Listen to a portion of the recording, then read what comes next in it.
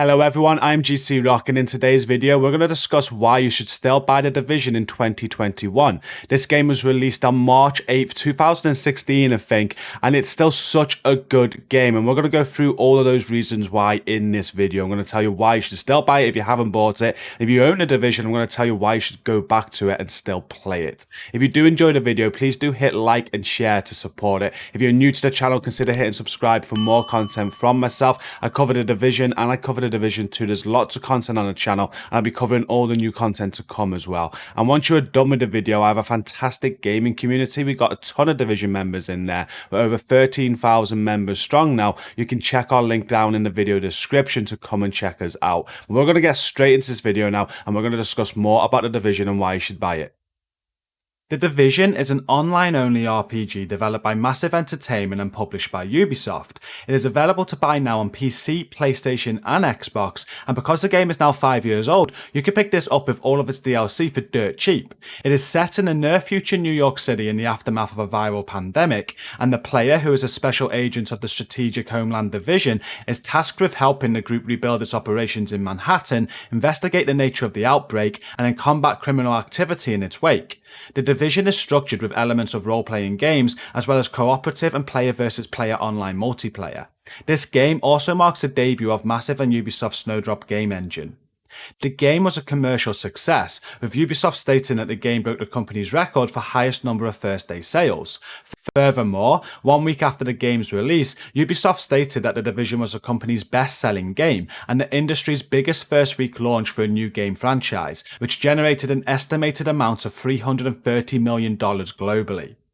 I have over 2,500 hours put into this game, and it all started with a 20 to 30 hour campaign. As a Division agent, you are dropped into a post-apocalyptic New York City, which is cut off from the rest of the US, where you need to help restore stability.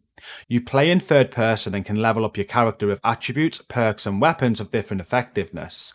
Both your character and your gear and weapons can be upgraded with loot that you find over time. The game presents you with a lot of missions and side missions. You are free to go solo, or you can choose to link up with 3 other players after the tutorial.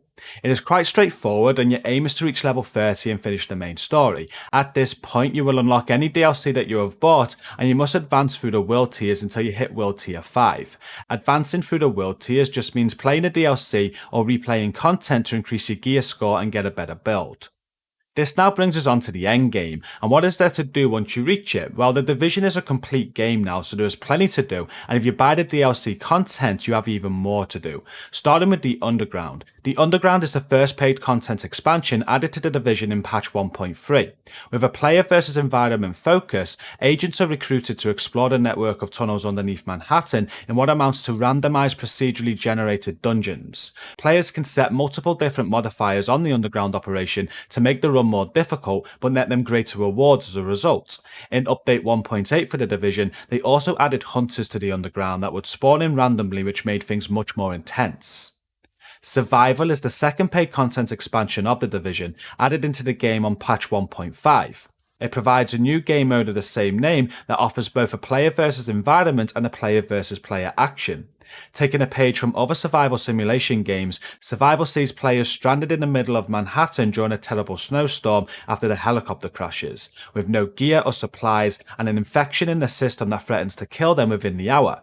Despite this, they must still complete their mission to enter the Dark Zone, recover a set of experimental antivirals, and extract via helicopter. Up to 24 agents will have to scavenge for supplies, warm clothes and equipment as they do battle against the cold, the disease, thirst and hunger. You'll also deal with enemy NPCs, real players, and before you get to extract, you have to get past the hunters. Last Stand is the third paid content expansion added to The Division, which was released in update 1.6. Last Stand introduced a new player versus player mode, which had you in a team-based battle in the Dark Zone against a team of rogue Division agents to recover critical shade technology that's been uncovered. Last Stand is essentially a form of domination where teams battle to control 3 nodes on the map, each node comprised of 3 subnodes that must all be controlled to capture the main node. Holding a node generates points, and the team that hits their quota or has the most points by the end of the time limit wins. Players can explore the map, defeat players or defeat roaming NPCs to collect shade tech, which can then be used to activate bonuses for their team. Unfortunately, I was not able to get any footage for this today because I could not find a game, so I'm unsure if this mode is still active. There is more than just paid DLC, and although I highly recommend getting the DLC, there are free-to-play modes too, starting with Skirmish. This game mode is the game's only true player versus player mode with no NPCs in play besides the opposing team. It is a 4v4 team deathmatch style player versus player game mode, pitting 2 teams of 4 in a race to get 20 kills first. The experience system for this mode is shared with Last Stand, and it is called PvP rank. Unfortunately, just like Last Stand, I could not get a game going today, so I am unsure if this mode is still active. One player versus player mode that is still active though is the Dark Zone. Content includes dealing with some of the most dangerous NPCs in the game roaming the zone, recovering the top grade gear and tech left behind in the zone and extracting it safely. However, the Dark Zone is also where players can go rogue and attack each other, with surviving manhunt and sabotaging item extractions providing their own rewards. For me, the Dark Zone offered a PvP experience like never before, and you can still enjoy this to this day. You truly cannot trust anybody and need to have eyes in the back of your head. The footage on screen now is just a quick 5-minute recording for footage for this video today, and I encountered 2 people, which shows just how active the Dark Zone still is. And if player versus player is not your thing, then this is also where the game still shines. In update 1.8, a mode called Resistance was added. Resistance is the Division's take on a horde mode game type, and it features every enemy faction joining forces to eliminate the agents of the Division. It should be noted that these game modes are considered endless in the difficulty selection. This means that there is no selection of difficulty to make it easier or harder for the agent, except through changing the world tier. The aim is to simply reach the highest wave that you can, and to do this you're going to want to have good teamwork and build diversity. You can also play this solo. As we approach the end of this video, the last thing we need to talk about is the toughest PvE content in the game, and that is incursions and legendary missions. These will not be able to be completed until you have created builds that are efficient enough to get you through them. You'll spend countless hours grinding the game to get the builds that you need, and then you'll need to find friends that also have the right builds to tackle this tough content and complete it.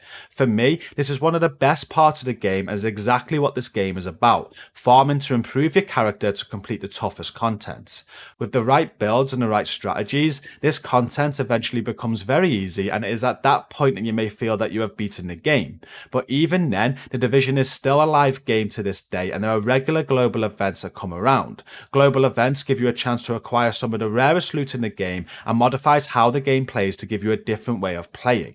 You also have a whole lot of commendations that you could aim to complete, and shields which on completion will reward you with items for the sequel to the game, The Division 2. And that is it for this video. Thank you all so much for watching today. If you do not own this game, then I highly advise that you go and buy it now. There is so much to do and you'll fall in love with it, especially if you're a fan of The Division 2. And if you do own this game and you're currently a bit burnt out on The Division 2, then go back to it. See if you still have what it takes to complete the game's toughest content, or even start again. I have been streaming The Division for the last few months now and have enjoyed every second of it. There are still plenty of reasons to play The Division in 2021. Thank you again for watching this video today. Don't forget to like and share to support it, and make sure that you subscribe for more content from me. Now we are done with the video, you'll also want to make sure that you go and check out my link to our fantastic gaming community down in the video description. It is the best place to link up with other Division agents on Discord. Until next time, stay safe and peace out.